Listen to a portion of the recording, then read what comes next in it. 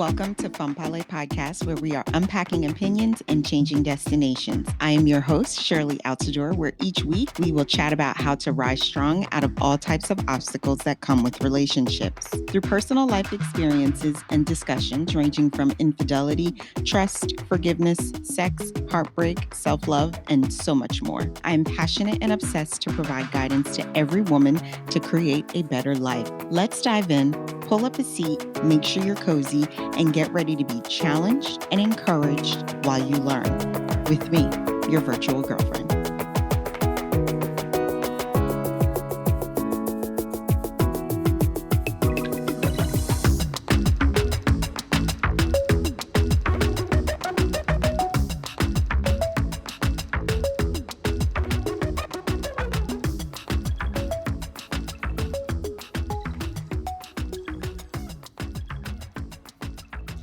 Welcome back to another episode of Femme Parler Podcast.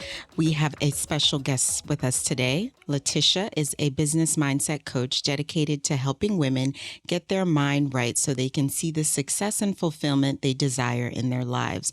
Originally from Bermuda, Letica now lives in England with her husband and kids, where she runs her business, Black Rose Coaching. So I am going to pass the mic so she can add on to what I just said. Hello. Hello. Amazing to be here. Thank you for giving me the opportunity to share my story. Not a problem. I appreciate it. I appreciate every guest that comes on. Thank you for being a guest. So we're going to start off today with your story, and you can start sharing with us your special story. Sure. So I am originally from Bermuda, as you said. I was raised there, born and raised there. At about the age of 7, I was told by a family member that my birth was the reason for my parents' divorce. And that was quite heavy to carry. It created a narrative for me that I was unworthy. I broke up the most significant relationship in my life. It put a strain on my relationship with my parents. I resented my mother because of that narrative. She was getting married, which is why I was seeking that information. And she married someone who made his dislike for me very known. Both parents actually were remarried, and both of my step parents weren't fans of me. So I grew up in a position where, you know, who I was too much for people. I was constantly told that you're too large, you're too opinionated, you're too smart for your own good. And it really had me questioning whether or not anyone loved me for me, and had me questioning my worth. By the time I was 14, I was a brick house. And I thought I knew everything. I had a good deal of freedom. My mom had 2 very young children, and I was out and about in environments that I should not have been in. And I met a guy that was twice my age. He was 28 when I met him, and I entered into a relationship with him. Hold up. At 14 and At 28? 14, yes. Okay, so I'm going to scale back a little bit. How old were you when the family member told you that your birth was the reason why your parents divorced? How old were you when you found that out? 7. You were 7. And this family member telling you this, was it intentional to hurt your feelings, or did they think they were doing this out of the kindness of their heart? Do you still speak to them, and how is relationship now with them? I do not have a relationship with that family member. Okay. And I believe that they believed the narrative that they told me. Oh my gosh. So how old were you when your parents did divorce? Because you were 7 when you found this out. So I'm assuming right after birth, they went their own separate ways? I might have been about 3. You were 3. And who were you predominantly with, mom or dad? Mom. Mom. Okay. Did they show resentment? No, not that I saw. I think Okay. they co-parented well for a Okay. period. Yeah. Did you ever ask your parents, is that true? The conversation never came up again until I was in my late 20s. Okay, so we'll fast forward to that point in a minute and Mhm. you'll tell us how that went because I'm interested in knowing what the parents said based off of what this family member said to you. Because my mind is trying to both think the negative and the positive because people divorce all day, every day. So I'm really trying to understand, like, was it really, and there was other children. It wasn't like you were the only child. I was my parents' only child. Oh, you were your parents' only child. So Mhm. after you, when they went their separate ways and both remarried, they had additional children. Mhm. So you're the oldest on both sides. No. So Oh, I have older siblings on my father's side. okay. So Mhm. you're the oldest for your mother, but not for your father. Mhm. Okay, that's strange. So I'm interested in hearing what the parents had to say when you ask later. Now let's fast forward to this 14 and 28-year-old relationship, my dear. What were you doing? Girl, I thought I knew what I was doing. I thought, I thought I was a woman. So Oh, geez. I did what I felt was best at the time, if I'm honest. I was in a position where, the relationship with the people in my household was quite strained because I Yes. was an independent, opinionated teenager. Um, so I meet this guy that's showing me all the attention that I have been seeking for years. He listened to me. At first, it appeared that he didn't judge me and he accepted me for who I was. And Mm-hmm. what's interesting, when my mother found out about him, Bermuda's a very small place. Your neighbors Mm-hmm. know more about your business than you do. Mm-hmm. And when she found out about him, she did a background check and she learned that every relationship that he had ended in restraining order. So she warned me that he was a dangerous man. I hadn't seen that. So I just felt like, if I'm honest, I felt like she was cock blocking, like you're just trying to get in the way. I understand what you mean by that because I mean, I look at my 14-year-old and I think of myself when I was 14. I totally understand what you mean by cock blocking. At that age, you think they're stupid. They don't know what they're talking about. She all in my business telling Hmm. me what to do. So I understand where you're coming from. I Hmm. get it. So now mother did warn you about this, but of course you grown. So Yeah, you're going to do what you want. So you move forward with this relationship. I did. And I think I actually told him that, there was a background check done and this is what Mm-hmm. happened. And he gave me some crazy story about they were all crazy, you know. But at 14, you know, I It, believed him. of course, I get you Hmm. because I mean, my daughter's 14, naive as can be. Hmm. So you're going to believe anything that's told to you for the most part. I'm not saying every 14-year-old doesn't know better, but not when it comes to a relationship. You Hmm. really don't know. So now what happens after your mother tells you this and you presented it to him? He denies it all. He denies it all and we just go on with our relationship. Looking back now, I can see that that's when the grooming process really began.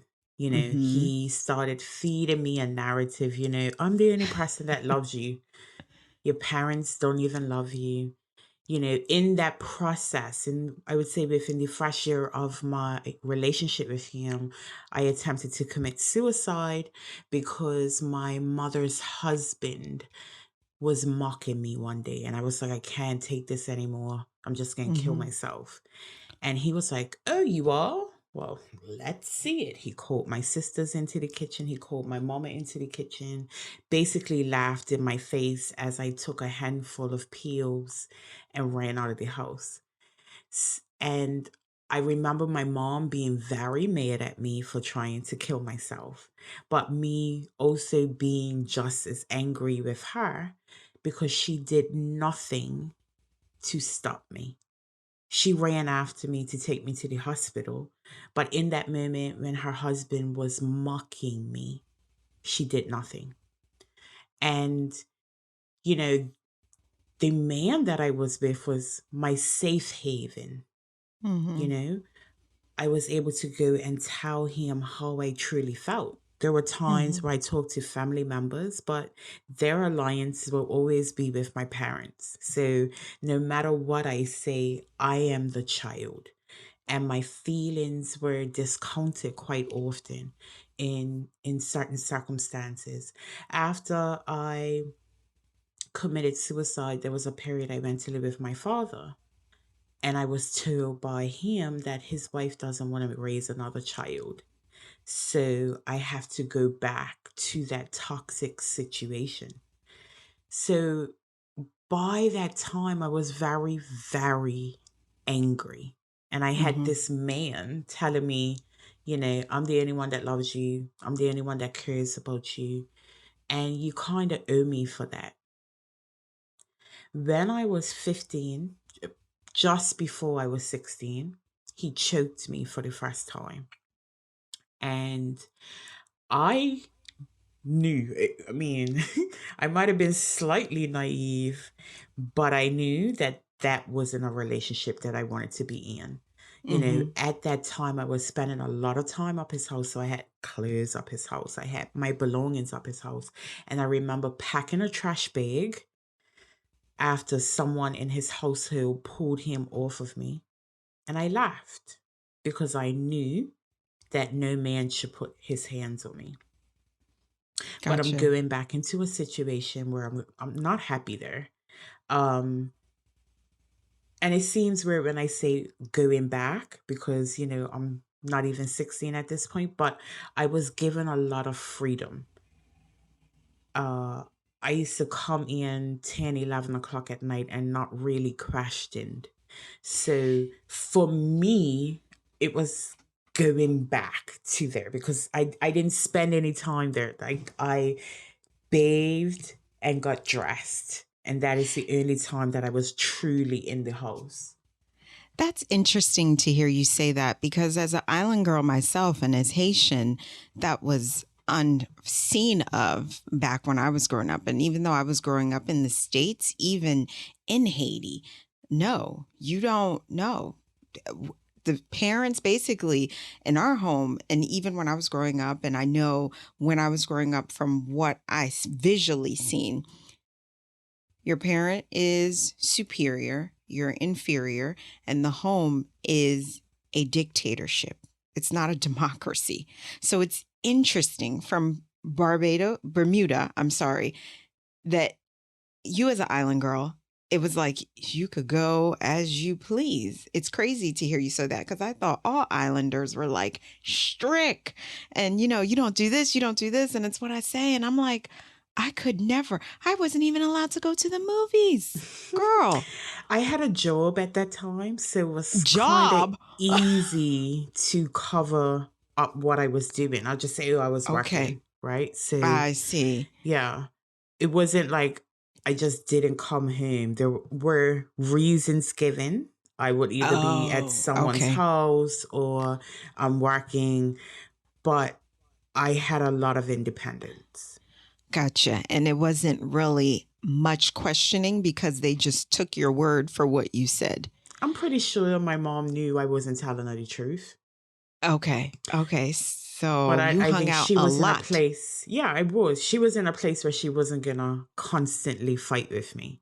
So Gotcha.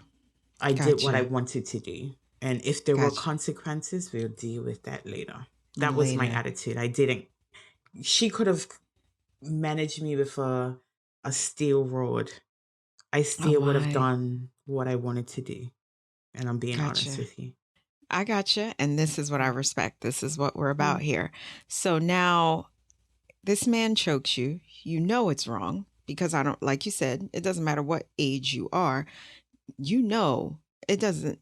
it really doesn't matter who the person is. No one is supposed to put your hands on you in a violent way. So now Mhm. you pack your bags, you head back home where you still lived, but you were going back there because you were Mhm. spending nights, many nights at this guy's house. Who was the person in his home? I don't want to say. Okay, that's not a problem. So now, what happened when you get back home? Did you tell your mom what happened? No, I didn't tell anybody what happened. Um, I might have told my older sister years later, but I never admitted that to anybody because it was admitting that my mother was right. Because of the background check. Yeah. And she had already pre-warned you and you didn't feel like hearing the speech. Yes. So I went on with life. But my relationship with my mother got worse and we were constantly arguing. And I guess it's because I'm now here more. Mm-hmm. We're constantly arguing. And there was a point where an argument turned physical.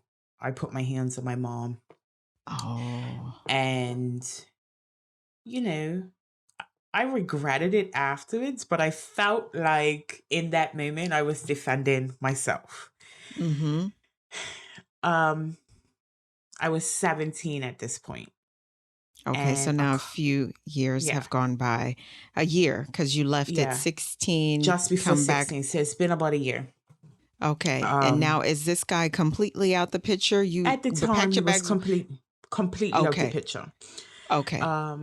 But when I put my hands on my mama, that changed everything. So a couple of days later, I come home from school and there is a notification for like a certified letter that I had to go to the post office and pick up. And it didn't really make sense to me because like who would send me Anything. a Yeah. letter, like an official letter? And I didn't really have a great relationship with my father at that time. So my mind Mm-hmm. automatically went to him. So I'm telling my mom about this letter and she's sitting there like it's the first time that she's heard it. I go pick up the letter and it's a letter from my mom's lawyer telling What? me What the fuck? Your mom is sitting there. She doesn't say anything to you and she just acts like she doesn't understand what you're saying. And it's a letter from her lawyer. telling me that I'm no longer allowed on her premises. And if I return, the police will remove me. When you opened the letter and read it and told your mom, what did she say to you? There are consequences for our actions, That's it? and we just have to learn to live with them. Something to that degree, very calmly. And yeah, I A knew little in that moment disturbing.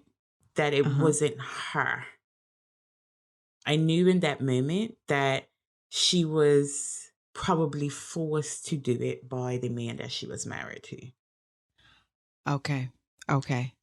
But I resented her for that. Because once again, this man is making decisions about my life and Mm-hmm. you're absolutely doing nothing to support me as your child. Gotcha. So I don't have a great relationship with my father, which means that his family are handling me with a long-handed spoon. I don't have a relationship with my mom's family because I put my hands on my mom. So they are handling me with a long-handled spoon. Where the hell am I to go? I'm a minor. Where am I going? So I called this man and I explained the situation. I was like, listen, I need somewhere to go. And he was like, sure, come, bring your stuff and come here. But as soon as I moved in with him, the psychological abuse was like immense. And I knew what it was. Like, we Mm-hmm. talked about this in high school. Like, I knew what was happening, but Mm-hmm. what was I supposed to do? I'm a minor with nowhere to go. This is the price I have to pay. Mm-hmm. So, You're 17 now and he's uh, 31. Yes. roughly speaking. Roughly. So I go with the flow. I'm putting up with the abuse because there's nothing else for me to do. There was physical abuse, we'll get into arguments. I say something he doesn't like, he'll slap me. There were times where I said no at night and he still went along and did whatever he wanted to do. And I was expected not to say anything. I was reminded that, I'm too loud, I'm too opinionated, I'm too much, and that really crushed my self-worth. In response to your too much, it's interesting to hear you say that because women oftentimes, we hear that word, we're too this, we're too that. You talk too much, you want too much, or whatever the two might be included behind it.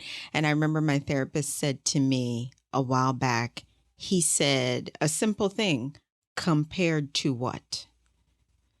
And when he said that, at first I didn't get it.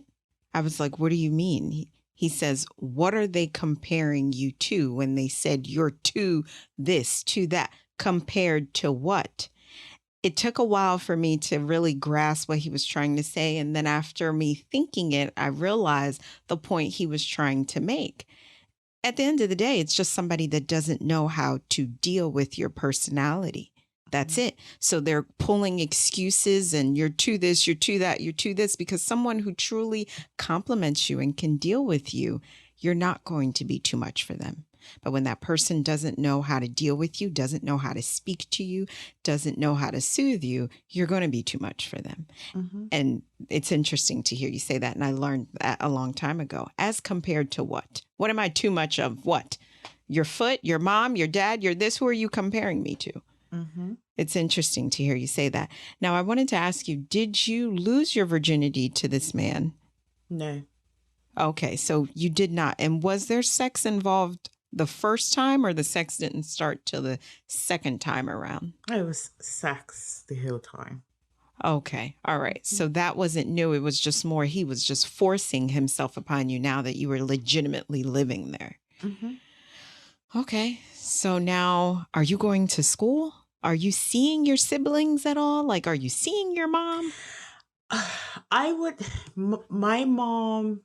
My relationship with my mom was very touch and go once I moved out of the house. There were periods where she was my best friend, and then she'll say something that I didn't want to hear. And then we wouldn't talk for months at a time. Like that was just, it was a very seesaw relationship. Gotcha. I had no relationship with my father at that point in time. So years went on of me enduring this abuse and, I kind of had to. And in that process, I started a job in law enforcement. I was a customs officer. Okay. I also married him when I was 19. Okay, so you finished school, got a better job, and now you're marrying your abuser. Mm-hmm. Okay, so now you're 19, this man is in his 30s, and you're just dealing with the emotional, the psychological, the physical abuse that is being handed to you. Absolutely. And, when I tell people that I worked in law enforcement, it probably seems very weird to them that I was working alongside police officers, but chose not to let anyone know what was going on. I said it before, Bermuda's a very small place. And when I say your neighbors know more about your business than that you do, I am for real about that. So for me, there was that shame, the pride, the guilt, the frustration that I was trying to hide all of this. I didn't want anyone to know what was going on because I knew for certain that if people knew that I was getting abused, it would be discussed. And it wasn't something that I wanted to happen. There was an incident once where the police was called and I had to take a couple of days off. But when I got back to work, people knew what was happening in my household. So that definitely stopped me from seeking help. I didn't want anybody to know. I really didn't want anybody to know how bad it was, particularly because people crashed in my relationship the whole time. And I spent a lot of time defending the relationship. Mm-hmm. I think if I didn't go so hard on trying to paint a pretty picture, it wouldn't have been so difficult for me to seek help. But because I wanted to be right, I didn't want to be wrong in this Mm-hmm. circumstance, I heard what was going on. There got to a point though, I really got tired. Mm-hmm. And what really did it for me is I wanted to go to university. And I remember having a conversation with him, and he was like, nope, you're married. If that's what you wanted to do, you should have done that before you got married. But like, you belong to me. And that angered me. In that moment, I was very unhappy in my job and I wanted Mm-hmm. more. And I felt for the first time, wait a minute, like he's holding me back. Mm-hmm. Yep. But I didn't know how to get out of that situation. I knew by now that what all these other women had said was true. Like he was crazy, and I was fearful of leaving. Mm. Um, I had never been on my own, so I had never paid bills. I had never been responsible. I didn't even know if I could live on my own because I was still fairly young. And, it's hard to get things set up in Bermuda on your own under Mm-hmm. 21. Mm-hmm. So, what was I going to do? And who am I going to get to help me? Because I've been painting this pretty picture. Exactly. But I remember I was 21, 22 by now. And I remember one night one of my friends called me, and what's interesting, all of my friends at the time used to call me for relationship advice because they had seen me with this guy for so long and everything seemed a-okay. I was spoiled financially. And I think at that age By that was him? important. By him? Yes. Ah, so that's one. So he paid everything, and your money Pay for was for you everything. to do as you wanted. Yes. I So see. I was traveling. I had a good life. And his I'm sorry to me was buying me Louis Vuitton.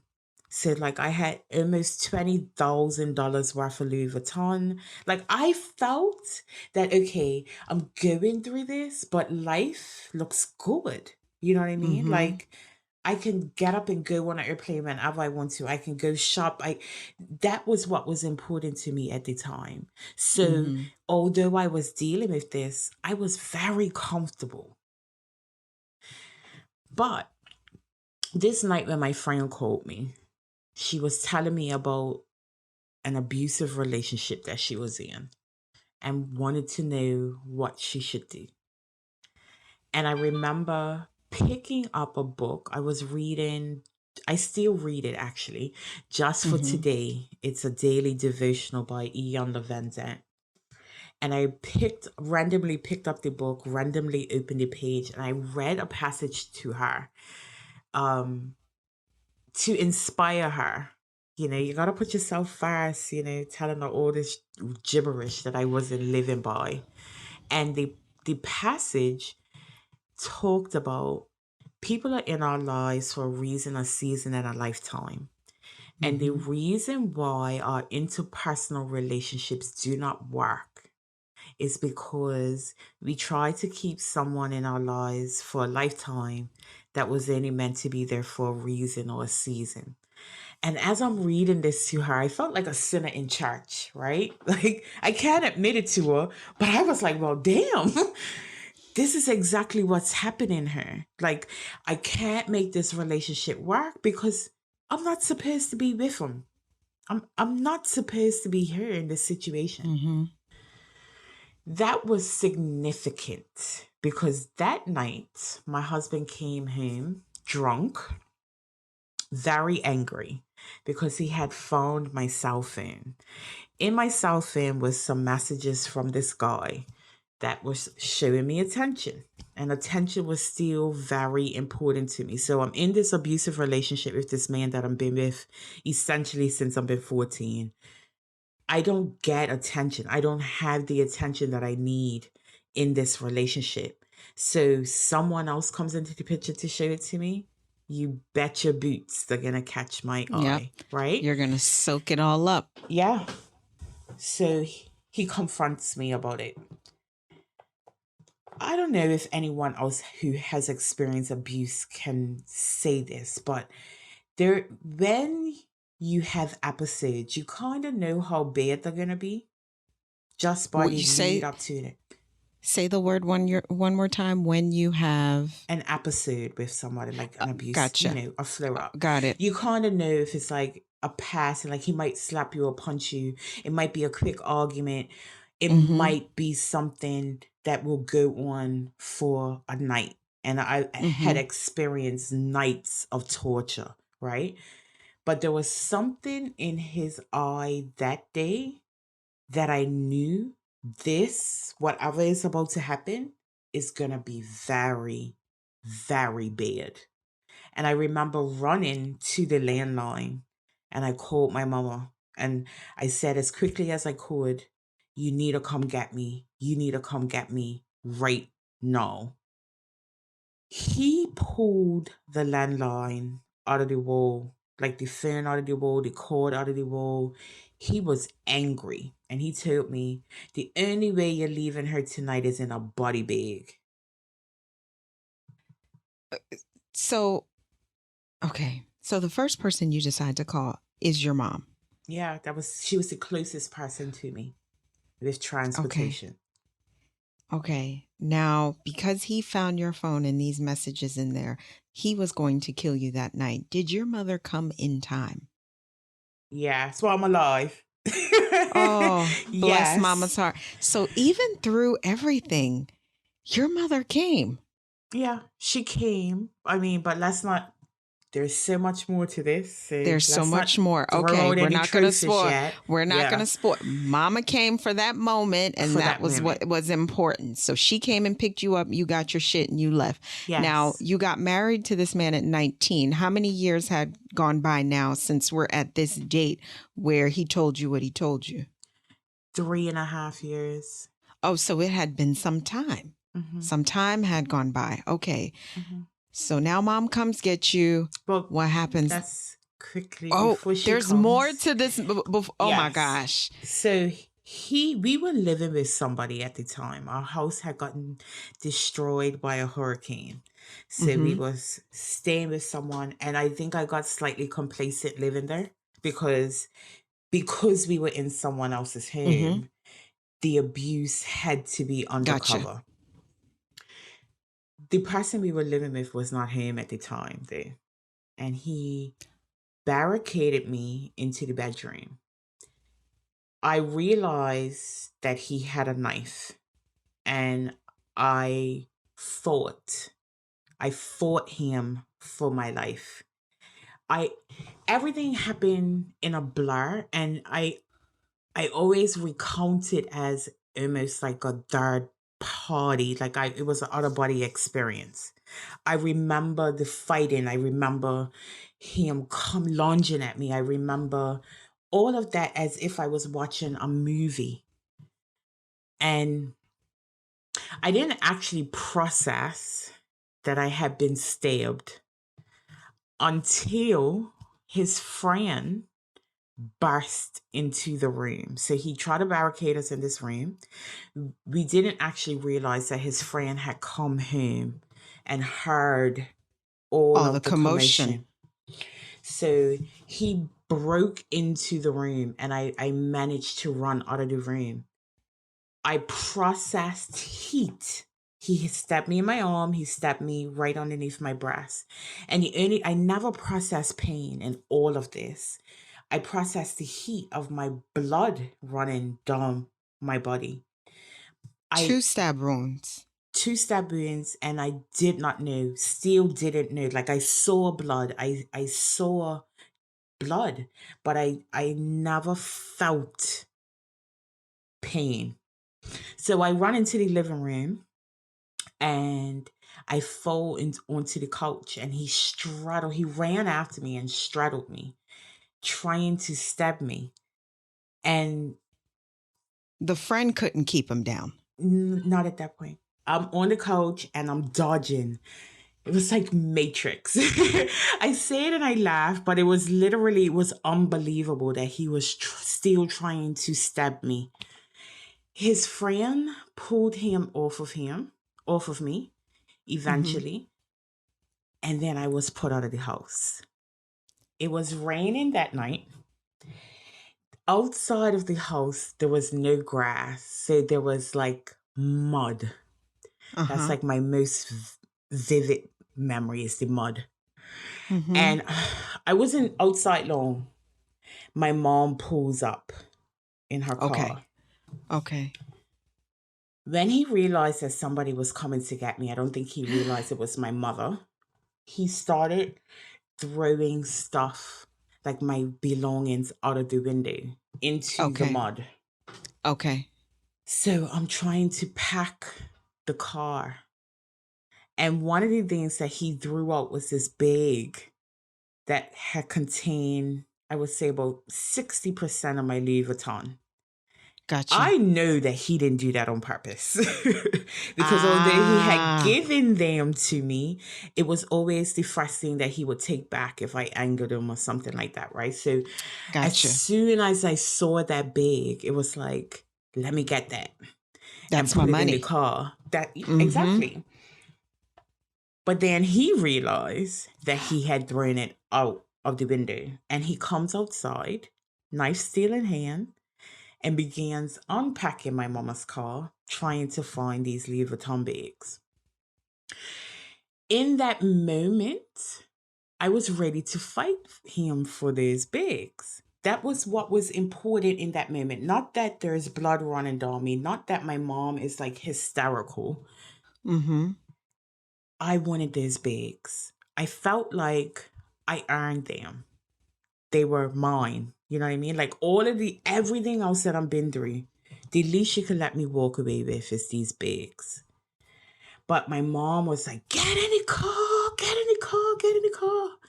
And I think in that moment when she really started screaming like that, I kind of came to my senses like, wait a minute, this could get so much worse. Like, I'm unprotected. He could literally slit my throat. Yep. So I get in the car and my mom was like, you're bleeding. We're going to go to the hospital, blah, blah, blah. And I was like, no, we can't go to the hospital because if we go to the hospital, there will be a paper trail. They will have no other choice but to call the police. So we went to her house and we managed to stop the bleeding. I will say one of the things that I used to do in the episodes of abuse, I always used to go to my doctor and get it recorded. So he used to have this chart he used to fill out. He used to take note of my injuries. He would take note of anything that I said and date it, put it in my file. And so my thought was... So I have a question. How many stab wounds? Was it just the two that you walk away with? It was just two, and they were superficial. They weren't super deep. One needed stitches. The other one just was taped up. But that was my thought. I would just go to the doctor, get it sorted out, and can go about my life. So I get to my mom's house, and I was there for maybe an hour or two, and she comes out in the kitchen and she says to me, so what are you going to do? Because why is she you can't stay here. Is this how she sounds though? Like what? Okay, that's just strange. She's coming to get you, but yet within less than 4 hours, she's already putting you out. I am not a psychologist, but that just is, to me, that's all a whole section of unhealthy, because why are you here then? To torment me even more after I'm leaving my tormentor? So she bandaged you up and tapes you up and then says, where are you going? You can't stay here. Not even giving you 24 to 48 hours. No, I had no time. I was packed back up into her car and taken to the police station and dropped off. That is strange. I see why you So were like, wait a minute, we're not done because I have more to tell you about this woman. yeah, I see why I you were love it to saying death, that. but there's no trophy in this moment. Again, in my Yes. lowest moments, I was alone and I had to figure it out. I'm She thankful for treated you like you weren't even her child. I'm sorry to interrupt. yes. She treated you like you were just a really close friend that she just needed to step in every now and then just to save you from whatever disaster you're in. But from what you've told me today, it just doesn't sound like mother and daughter. And you're a mother, I'm a mother. I could never imagine treating my daughter like this. Not that way. You understand? Within 4 hours of me getting there, Mom, you see me in the abusive situation I'm in. At least give me time. Help me find a place. Help me get back on my feet. None of that. Nothing. I'm not saying she says you need to stay there, but she could at least assisted a little more. But okay, go ahead. I understand now. I'm understanding, Mother. So the police take me to a homeless shelter. Okay. Where I lived for 2 months. It gave me an opportunity to, get some money together. I worked as much overtime as I could to get some money together and get my first apartment. In that process, I got a restraining order against my husband and then filed for divorce. Okay. I have a question for you. Each domestic situation, you actually went to your family physician for him to record it and take a picture of any of the wounds that you've encountered, and he never called. He just documented it for you and you just kept it going. Okay, well, that was nice of him to do, that he didn't call and, he kept his word. The other question I have for you, did you save your money within all the years that you were with him? Did you have a nice, comfortable stash? Or were you such in a bubble that you were like, I'm just going to spend since he's paying all the bills? I was spending my money. I was taking 8 trips a year, 8 or 9 trips a year. So basically once a month you was gone. Yeah. On average. On average, I was leaving Bermuda every 6 weeks. Got it. Just going out. And he was okay with that, or was he with you? He would travel with me sometimes. Sometimes I'll go by myself. Sometimes I'll go with my older sister. But yeah, I was always flying. I traveled, I had fun. Okay. So, in this, I was making really good money back then. And it was always like, well, there's always next month. You know what I mean? Like, just wait till the paycheck comes. So no, I didn't really have a whole lot of savings. I see. When I left, I got a second job. So you were still working in customs? Yes, I was still working in customs, but I got a second job to support me and my lifestyle, because my lifestyle wasn't going to change. I'm still going to fly every 6 weeks, but now I have additional responsibilities. And then I, started putting my life back together, which I think I was slightly naive. I thought that walking away from that situation would instantly change things. No, my identity up until this point had been defined by my interpersonal relationships. So I was someone's child. I was someone's girlfriend or wife. I absolutely had no idea who I was as a woman. And because of that, because of all the shame that I carried, I carried guilt crazily for walking away from my marriage. I felt guilty about that. What do you feel guilty for? I don't feel it now, but I felt like a failure because I couldn't make my marriage work. what society made you believe, or the people around you made you believe from? Well, I didn't get married to get a divorce. Why did Even you get married while we're I on was this in topic? love. I was in love. You you did love this man. I What did did. you? Okay. Okay. Hmm. So the marriage definitely was not forced upon you. This is something you wanted to do, was marry I this wanted man. to It get wasn't married. Yeah. okay. Hmm. Okay. All right. So at the time you felt more like a failure I did. because you could not make your marriage work. Was Yeah. there a moment that just a slip moment that you felt maybe if I go back this time, it'll be better? There was a moment several years later that I Mm, rekindled with him for a very short period of time.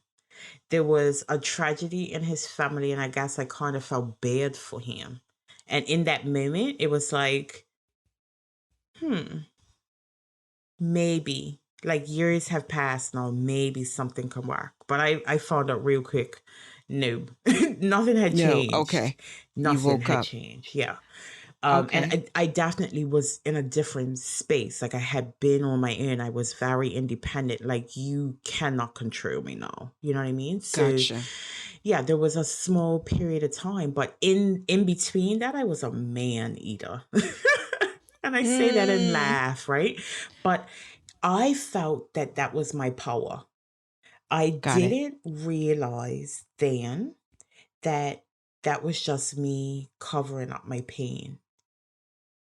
Um, that was me running away from myself, not Gotcha. dealing with what I had been subjected to for years. I thought walking Yes. away wiped the slate clean. Like, okay, tomorrow's a new day, we write a new chapter. And it sounded beautiful, but it just never happened. You know, like Gotcha. I lived years, I would say probably 6 or 7 years of self sabotage, hiding from myself. It became Mm-hmm. drinking. I used to drink myself stupid almost Mm-hmm. every day.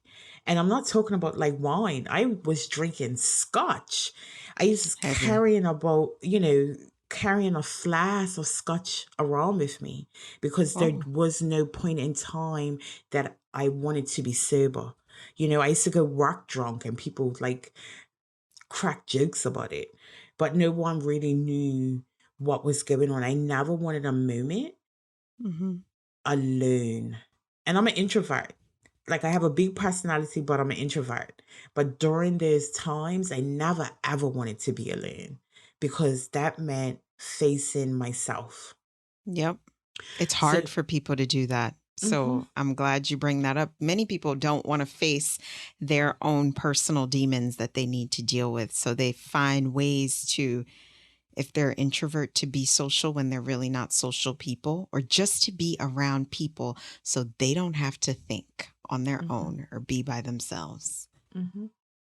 And that was me. I was the party guy. You want to go out? It's Tuesday night. Sure. Let's Yeah, go. we could party until 5 o'clock in the morning. I don't care. Let's go.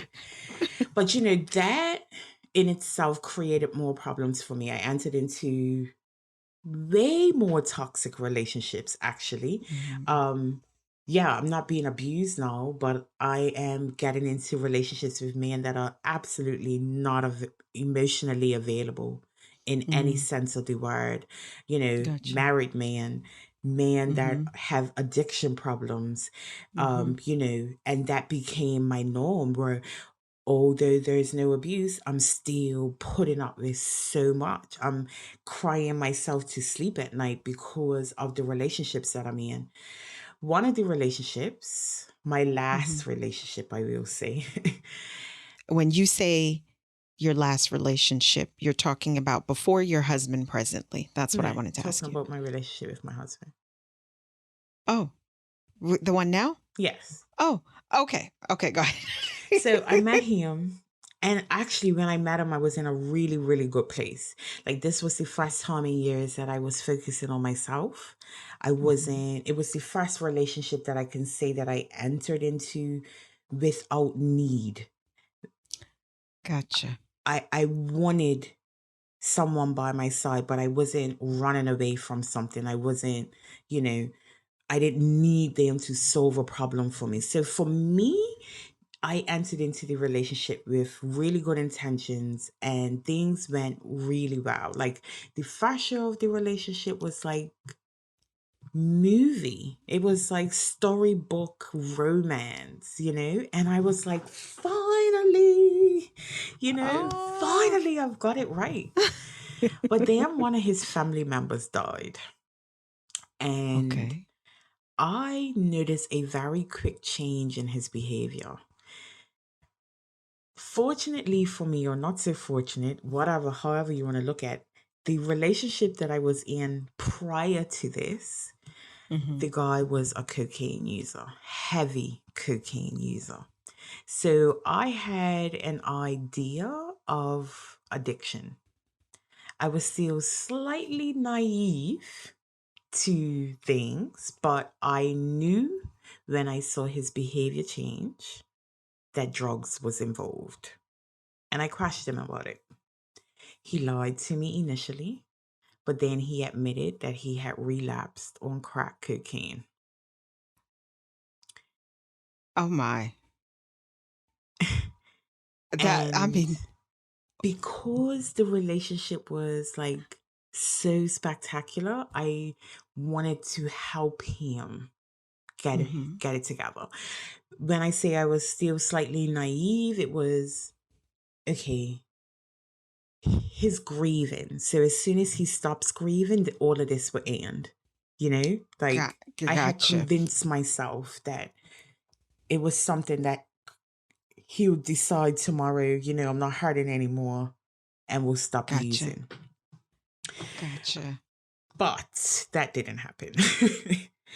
And in the process of trying to find him help, I met a lady that was a life coach. And I Hmm. remember her saying to me, I usually don't do this and I usually don't judge, but you're broken. You are Mm. very, very broken. And I want to What help you. what made you at that point in time go to a life coach? I wasn't going to for me. I met Oh. her in the process of trying to find rehabilitation for my boyfriend. So the whole time you're not realizing you need to heal yourself. You're Yeah, out yeah. seeking help for others, but you're not realizing I got to help myself. I got to help myself. That never came to light. No, I felt like I have fixed myself, girl. Like, Because I y- walked away from an abusive relationship. I'm good. yeah, I'm good. And so when she offers me this help, I'm like, nah, I'm good. The focus is him. Let's just help him get his life together and, things will work out. But I took her card just in Hmm. case, right? Hmm. Couple of months later, my boyfriend um, was stealing from his job. He was a chef. And I saw him bringing meat home, but it Hmm. never registered to me that it was stolen because he catered. So I knew that he used to source the meat from his job at a cheaper Hmm. rate so that he can Hmm. cater. So it wasn't something that ever raised alarm bells to me. But Hmm. one day he called me and he was like, listen, I need you to come to my job. I've got an appointment this afternoon. Can you come pick up this package for me? So I was Hmm. like, okay, I'm right by your job, But I got to his job, pick up the package, and I'm surrounded by security questioning me about this big. So I give it to him and I called him. I was like, what is going on? And he was like, I'm gotta go. They're gonna call the police on me. So I'm like, I'm not about that life. Let me know when you're out of jail. Bye. Oh my. And I thought that was the end of it. He was arrested, he was charged, and he lost his job, and I made it very clear, no, you have to go to rehab. Like there's no us if you don't fix it, you know. Exactly. A couple weeks later, I got a call from reception at my job telling me that the police were there to speak to me. And I knew the police don't come to your job to pay you a kind visit. So I was not going to reception. They can meet me downstairs in the lobby, thank you. So I get up from my desk, I go down to the lobby, and I am arrested for handling stolen property. Because you came to pick up that bag that day? Yep. So I'm in jail now. And I have to call somebody. Don't tell me. Did you call your mom? I called my mama. And I was like, listen, I need you to get me a lawyer because I don't know what's going on with this guy, but I'm caught up in a whole lot of mess and I need some help. Now, how old are you now? You got to be in your 30s now. I am 28-ish. Okay, so damn near close to it. Mama's, you still calling mom? Yeah, I'm still calling. Like, who else am I getting called? Because I ain't calling nobody else and telling them I'm being locked up. Like, nope, ain't happening. What about big sister? Was she even on the island there? No, she was living in Switzerland at the time. Ah, gotcha. Yeah. Okay. So, call my mama and she comes to the jail. So I never ever thought I would be sat behind glass talking through a phone to my mama, but I was. And the one thing she said to me that was like, oh my God, why you say that? But it left me reflective. She said to me that day, why do you love everyone else more than you love yourself? And in that moment, I realized, as much as I didn't want to admit it, my decisions landed me in jail. Not his actions, my decisions. All of them had led me to this moment. And if I don't take charge of that, this is going to be my life, you know? Yep. This for me was my rock bottom. And when I got out of jail, I was only there for a couple of hours, but when I got out of jail, I called that coach because I was like, I got to get my life together. Like this, if I don't listen now, and this is the thing, like I've always known, I mentioned Ian Van Zandt earlier. That was a person that like I read all her books. I had all her workbooks. I was serious about trying to do my work as much as I could to try to change my narrative. I was aware that my narrative was flawed, but reading books, you know, it doesn't really help unless you got someone to hold you accountable. So yeah, I was aware. There was self-awareness, and I knew that in that moment I had to change myself. It's easy to create this picture like I'm a victim. And perhaps that was a narrative that I used for a very long time. Like, life is happening to me. Like, I don't have control over this. But hearing my mom say that, it made me realize, no, you do have control. And everything that's happened to you is a result of the decisions that you made and the choices that you continue to make on a daily basis. And working with the coach, I worked with her for about 5 months. She also helped me realize that, right? Like, I am not a victim. I'm no one's victim. And I'm also not a survivor if I choose not to be. And I didn't understand that because I know we glorify being a survivor. Like, I'm a survivor. Like, that's our anthem for many, many women. Yes. But my coaching helped me realize that when you're in survival mode, you only have 2 choices, fight or flight.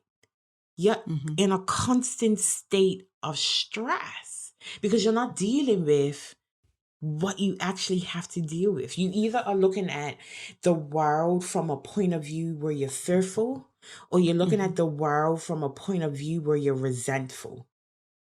And I was resentful, right? I had to work on my stuff.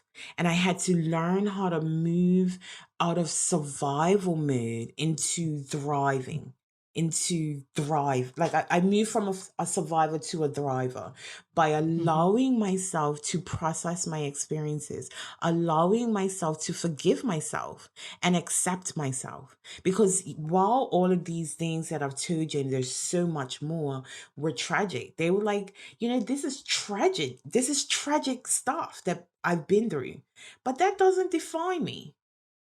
I can Exactly. choose to use it so that it motivates me to do better and to do more for myself. And that working with this coach actually helped me realize that. So I made a decision 2013 to leave Bermuda and press reset. I moved to England to support my boyfriend through his recovery because shortly after I was arrested, he Mm-hmm. decided to go into rehab. Okay. And, I've been out here rebuilding my life. I've now created a life for myself that I love, that I don't have to run from, that I don't have to be shameful about. And the other thing that has been important for me is learning how to accept myself. So Gotcha. I was oftentimes too much for myself because Mm-hmm. I didn't accept me. I was living through the eyes of everyone else's expectations, which created resentment for me, which created pressure for me and anxiety for me because I had to be a certain way to be accepted.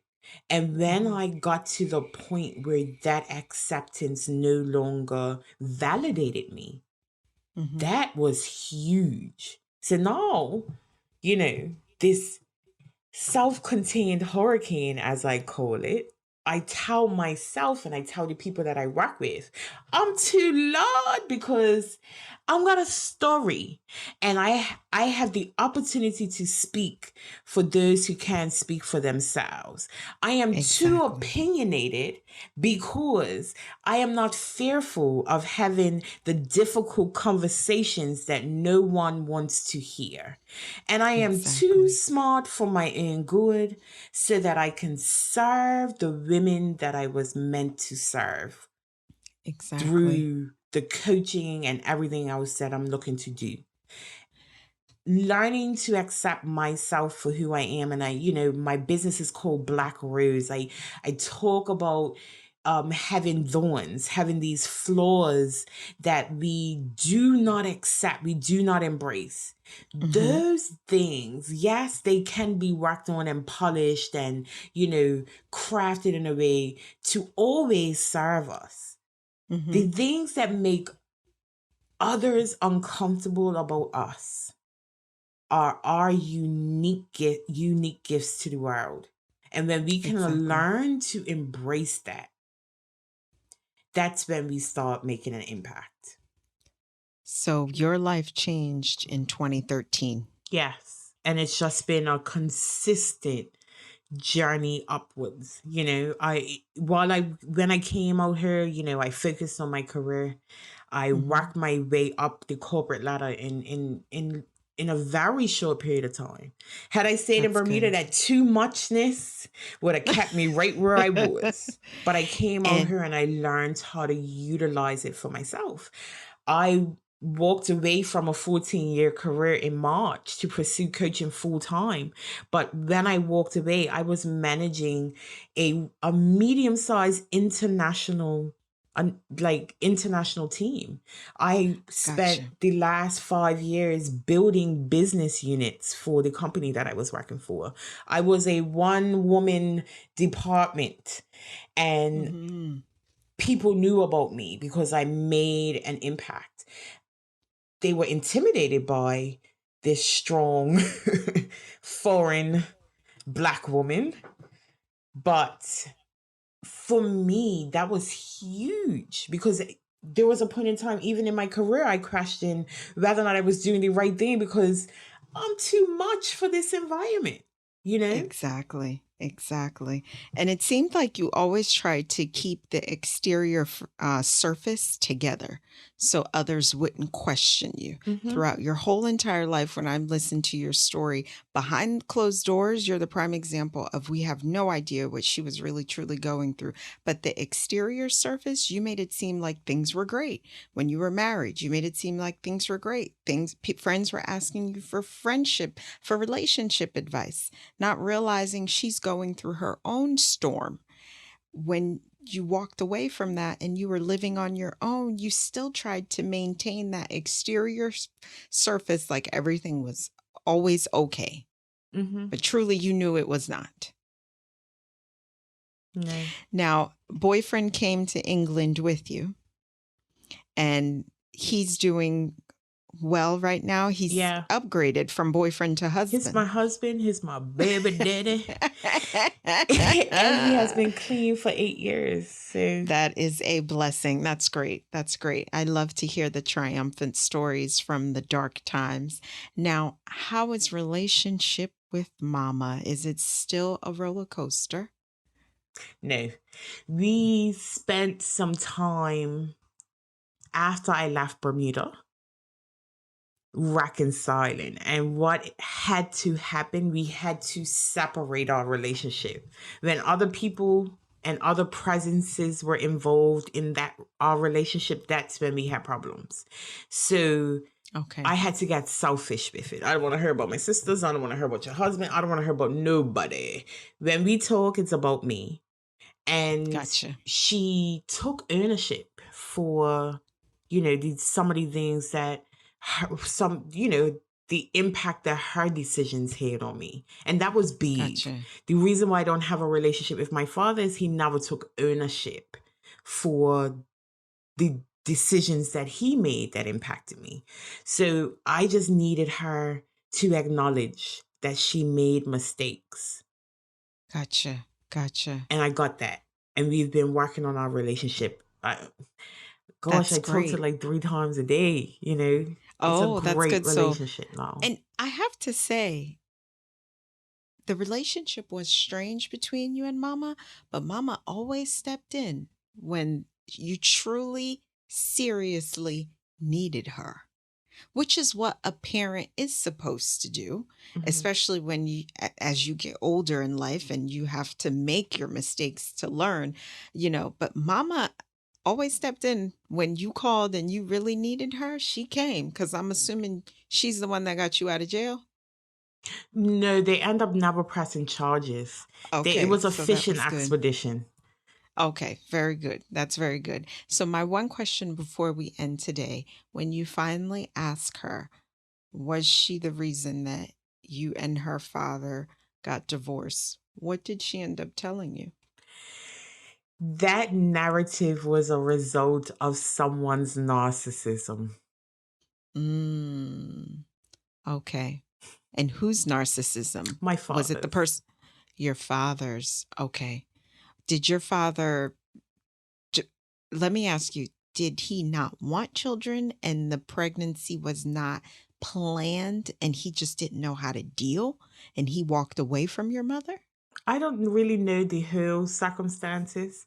What I do know is that up until 4 or 5 years ago, he still carried that narrative that my mom did something to him in that marriage. So I will never get the full answer, nor do I care to have it. But what Yeah, I at this do, point. I think along the way, I've seen people for who they really are. Mm. And I'm okay with that narrative if that's what someone else has to hold in order to make them feel better. That's that I mean, you telling me that, I guess I can understand some of your mother's moods and attitudes back then. She was still living in her own personal torment too that she didn't know how to deal with, Mm-hmm. that your father had brought to the table. But before we end this interview today, what words of advice do you have to offer to other women out there that might be going to a similar situation, tumultuous relationship, abuse behind closed doors, and not really having the courage to speak to anybody about it or walking away? Walking away is the hardest thing to do, but you have to do it when you're Mm-hmm. truly ready. And I Mm-hmm. truly understand not telling anyone, because unless you're ready, you don't want all of that extra noise. However, you are worth so much more than what you're dealing with in that relationship. And I like to tell people we are all here to make an impact. We all have mess that we can turn into a message. We Mm-hmm. all go through tests that we can turn into a testimony. And we all have stories that can be used as hope and inspiration to other people. We are Mm-hmm. here to change the world. And I like to encourage people to walk as if every step they are taking is about to make an avalanche, because their duty is to make an impact and to change the world. So don't forget that your sole purpose in life is not to be someone's punching bag, not to be someone's dump of words and ugly emotions. Your role in life is to make an impact on others. And it starts with a decision to put you first. Absolutely. I agree with that. And just to piggyback off what Letitia just said, just remember your self-worth is so important. It all starts with you.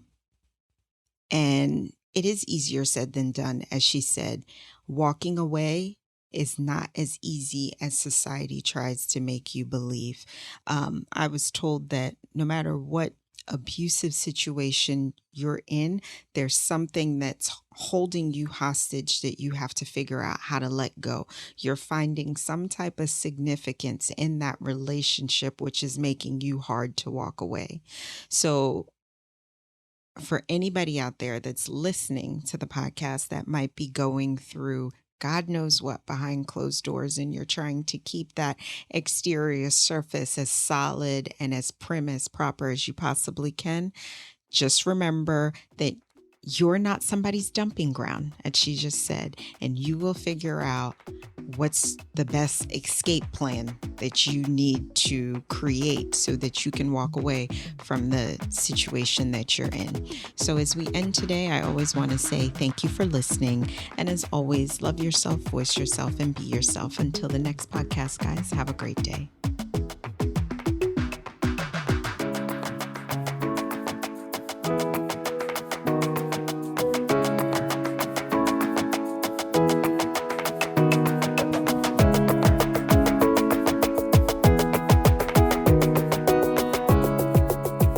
Thanks for tuning in to Femme Parler Podcast. If you want to continue the conversation or share your takeaways, I want to hear from you. Head on over to the website or join our Facebook community and comment your favorite part of the show or share your thoughts. I want to hear what you have to say. Don't forget to rate and subscribe to the podcast so you never miss an episode. Chat with you next week.